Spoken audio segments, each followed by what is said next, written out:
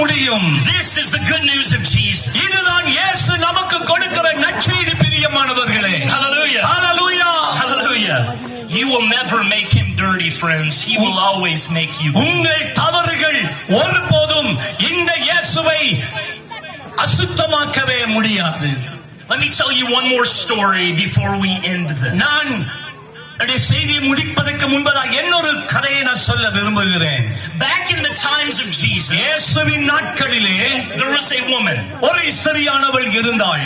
Now I don't know what happened, but she began to make very bad decisions. என்ன அவளுடைய வாழ்க்கையிலே நடந்தது என்று தெரியாது. ஆனால் எனக்கு தெரிந்தது என்னவென்றால் அவள் தன் வாழ்க்கையிலே சில பிழையான தீர்மானங்களை அவள் எடுத்துக்கொண்டாள். And one day she decided that she was going to sleep with a man who was not her husband. ஆகவே ஒரு நாள் அவளுடைய புருஷன்